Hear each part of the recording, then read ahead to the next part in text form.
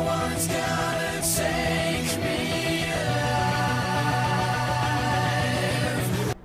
Hello everyone. Today we're going to be talking about a video by GradeAunderA called Stupid Phrases You Should Never Say Again. Now I just want to preface this video by saying this whole misunderstanding of his seems to hinge around his ignorance of something called figurative language, also known as figurative speech. Now, figurative language refers to words or phrases, expressions that don't really mean the same thing as what they'd mean if they were taken literally. Now, a common type of figurative speech is called an idiom, which often comes from sort of proverbs or old folk tales from a certain given culture. Now, I will say, I'm not sure if English is GradeAunderA's first language, but I will hand it to you that I know learning English, especially if it isn't your first language, figurative speech is really hard to understand because it doesn't mean what it literally sounds like. So one of the most classic examples is it's raining cats and dogs. Obviously you're not going to walk outside, see cats and dogs falling from the sky. So anyways, without further ado, let's get right into GradeAunderA's video. But to prevent you from sounding like an idiot in front of your friends or your peers, I'm going to tell you some of the ones that you should avoid.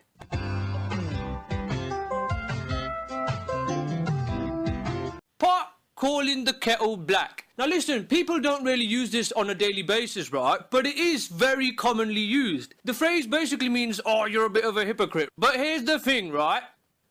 Pots aren't black. And neither are kettles. Google kettle or pot and you'll get black for either one.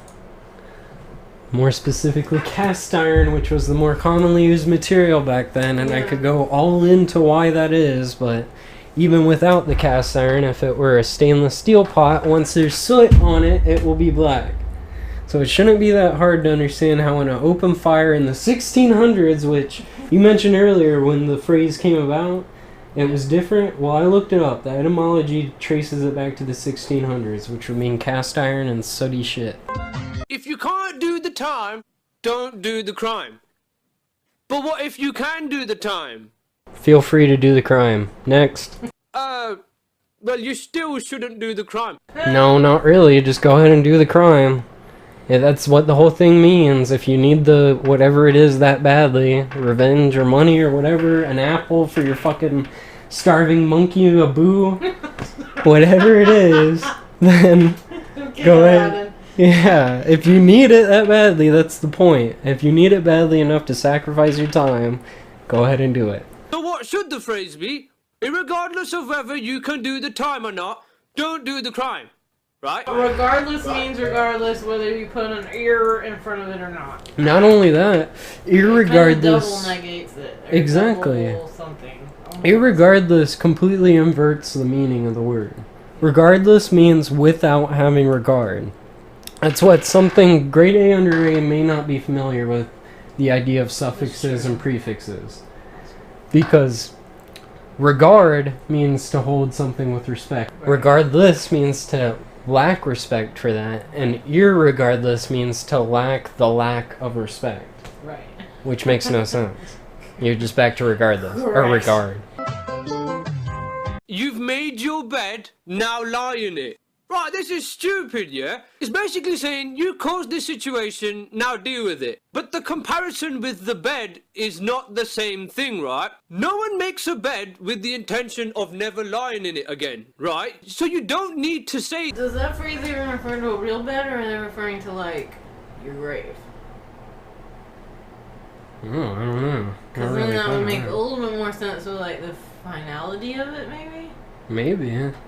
Could make sense.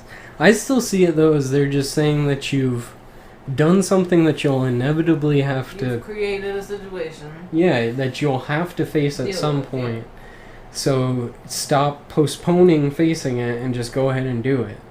So yeah, it's exactly like he's saying. It's just like, yeah, that's what it means. Just don't avoid the situation. Face it. Like having your cake and eating it too. Now listen, I'm not gonna lie, right? I don't know what this means. Don't have a fucking clue. I genuinely still do not know what this means, right? Like, what's the point in having cake if you're not going to eat it? As a member of the cake family, as I am a nubbiecake, I can tell you firsthand that when you have cake, you want to know that you have the cake for the ultimate point of eating it. But if you eat it, you can no longer eat it in the future. It's kind of like a temporal dilemma, paradox, time shift, if you will. And a cake is something that it eventually goes bad, so you know you have to eat it, but you want to know that you have it because you want to eat it so badly. That's the whole point. Breaking news. Tonight at 9, something you won't want to miss. What is your cake doing in the kitchen? And how can it affect you and your children's lives? Tonight at 9. Oh man, yeah, literally couldn't have that cake and have it till dinner. Yeah, that's the perfect example. Ice cream cake. You literally cannot have it and eat it. Live every day as if it were your last. This is horrible advice. I can think of a few people that I would probably kill if I knew today was my last day and that I would be dying tomorrow. And so do you. Earlier he said no, you just want to do a crime. Whether you had time or not, you wouldn't do a crime. So now it's the last day of his life, he's going to kill people? He has the time or doesn't have the time, however you want to look. If you don't have the time, don't do the crime. That's this one. No, this one is live every day. Yeah, you're right. So now in a situation, he doesn't have the time and now he's doing the crime. Oh, fuck you, Grade A! You're so wrong. He's situational morals. That's not. Yeah, you're a goddamn situational moralist. We can't set up a moral compass for this like discussion and then totally flip it over. Yeah, the moral compass of a Captain Jack Sparrow, Grade A. I don't know. It just points in whatever direction he wants it to. You know, this whole thing is bothering me. It's stupid. No, you're completely right. I didn't even realize that. And apparently he didn't either in his... What is this, like a 7-minute long video? He couldn't even watch through a 7-minute long video and realize how badly he contradicted himself. Or is that the joke? Are you gonna say that's the whole joke and I'm not smart enough to get it? He has a I don't know what the drawings very are. strong jaw. He's like the anti-Leafy, but they're like best friends. What is that? This is that must be Leafy! Oh my god! I never realized it! That's so perfect. Oh my god. Except Lucky doesn't have any like stubble like that. Sometimes he does, I Yeah? think. I don't know, I don't... I don't know, he looks prepubescent. It's supposed to be this one. Well, too, 'cause like, they fit together so perfectly. Yeah, they're like a yin and yang, like a oblong yin and yang for each other. Secret home. Ooh. What are Grade A and Leafy doing behind closed doors?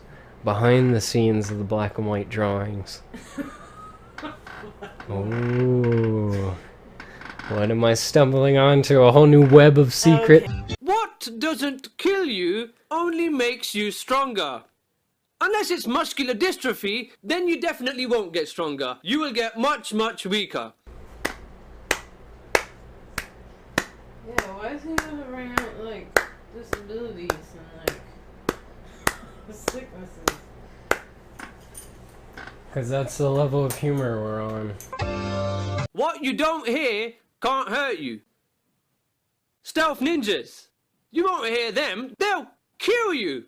Yeah, fair enough. Ninjas are a pretty big threat, to be honest. I want to fuck with ninjas. To say you don't give a rat's ass doesn't make sense, because when do you give a rat's ass? When you care about something, do you give a rat's ass? No, man. And do you know what? Forget rat's ass. I don't get the whole giving thing, man. Like, I don't give a rat's ass, I don't give a shit, I don't give a fuck. Like, what? That makes no sense, man. Okay, it's the most obvious one that shouldn't be taken completely literally. Because obviously, you're not giving someone the ass of a rat. No. I'm not sure how you expect that to happen, but if you hang around people that's even a possibility, I suggest you find new friends. Indeed. And obviously they don't mean to literally physically give. They mean the amount of care that you have for a subject should be less than that of the size of a rat's ass, which if you've never been acquainted with a rodent, unless you live in maybe like Mexico City or New York, they should have a pretty small ass, because they're a small animal. A mammal even, I mean, right? They have comparatively. teats. They have teats, correct? They are a Rat, mammal. rats They do have teeth. confirmed have teats. If anyone's interested in milking a rat, it should be possible. Alright, now listen, it's not a phrase, right? But the word extraordinary, stupid. Oh, because you're first of all saying it wrong. Extra spicy, that just Two means words. that it's... That's 2 Extraordinary. words.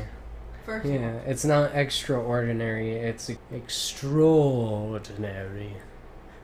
An extraordinary lack of understanding for the language which you speak. He, she, thee, thy, thou, thy, me, mine. I channel that spirit of the Shakespeare. It's a modifying prefix, so extraordinary is similar to how you completely threw the rules of prefixes and suffixes to the wind with irregardless. This is where that comes back into play. Because extraordinary is extra, the prefix which modifies a word to say beyond the normal limits of, whatever that may mean. So extraordinary, extracurricular, I mean, you can't really, it's pronounced extra. Extracellular fluid, which is the fluid around your cells in your body. Well, there you go. Extraterrestrial, that beyond the earth. Beyond the literally earth. So these aren't extraterrestrials, which would mean something super earth like Diglett or Yeah, Geodude or something like that. Diglett or Geodude. It wouldn't be either of those things, but No. No. Left. You got 3 minutes. I don't know how long this mission is, so. Don't hit that! Oh my god! You didn't see that fucking trailer?